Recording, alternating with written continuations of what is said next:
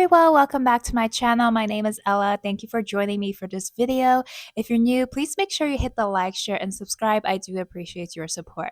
So, oh my gosh, guys, I just finished watching I Will Be a Villainess That Goes Down in History, the last episode, the season finale, and I absolutely love this anime. First of all, I was wrong about Liz. I think most of us thought, based on what happened in the last episode, where basically, the Duke loses his memory and Liz gains access to the book that's all about her. So I thought maybe she read up about her charm magic and she was the one that made the Duke lose the memory because he seemed to remember everyone else. He just doesn't remember our girl Alicia. So I was like, yeah, maybe it was Liz that did this because we all knew that Liz still had feelings for the Duke.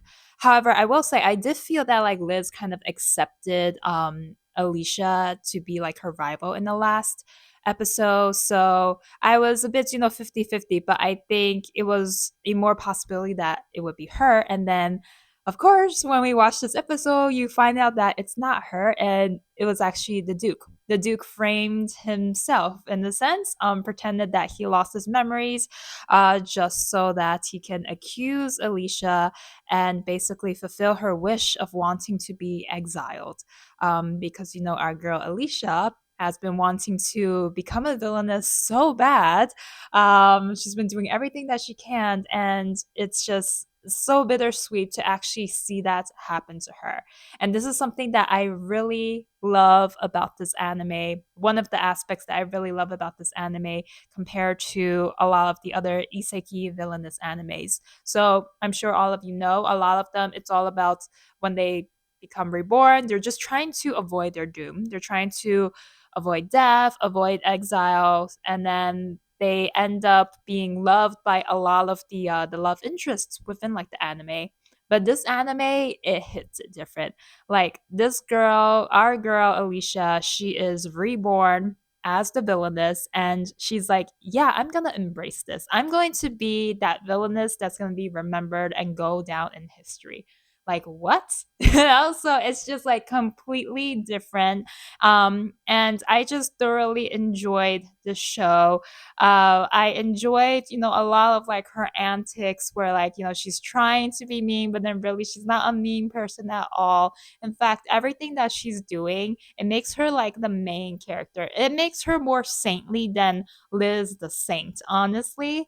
So really, I was just so full of emotions like watching this episode. On one hand, I felt upset that she's getting exiled, but then on the other hand, I'm like, no, actually this is what she wanted and she got what she wanted. And let's just talk about, the character developments that has happened. Really, I think there's something so unique about this character, the Duke. We see a lot of these villainous animes with like the main guy, and there's something about this character that I just really love. I mean, he fell in love with Alicia ever since when he was a little kid. He loved her, he adored her. And in this episode, it just showed that he was able to love her so much that it he was able to still let her go.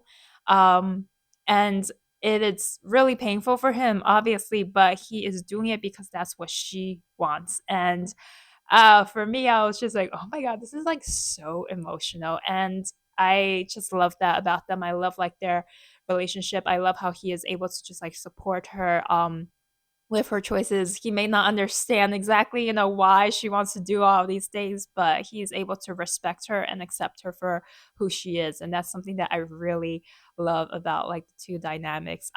And at the end of the episode, we do see that the Duke's feelings, it is reciprocated. I don't think Alicia doesn't like love the Duke. In fact, she does love him, but at this time, she doesn't feel like ready to kind of accept that or go into a love relationship with him until she fulfills her dream of becoming the villainess that goes down in history. And I so love that for her. It's just so empowering to watch. I really love this episode. I also really loved Jill. I thought, with like Jill crying and really, he was just like really upset when like Alicia was like sent off. He was like, oh, I asked her if I could go with her. She said no. Oh my gosh, that was just like, that was really emotional for me because, Jill has been with Alicia throughout this whole entire like series. And in a way it's like Alicia kind of like saved him from like the life that he was living back when he was in Roana. So I think, he just really wants to like be by her side, and it's just so touching to see.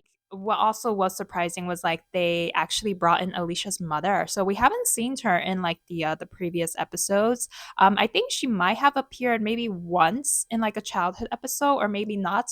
But it was so interesting how like they brought her to the forefront. And you really see that actually Alicia looks a lot like her mother. They both have like the yellow eyes, whereas their father and the brothers all have like the purple eyes.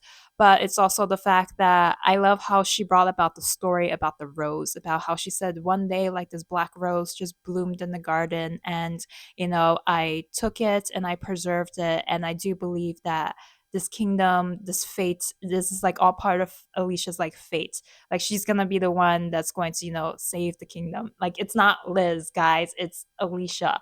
So for me, I just really love that. I think with this episode, they really tied everything together, and I felt I was left satisfied. I wish they can do a season two. I don't know if they will, but really, I think this villainous anime has just been so underrated. It's just that good.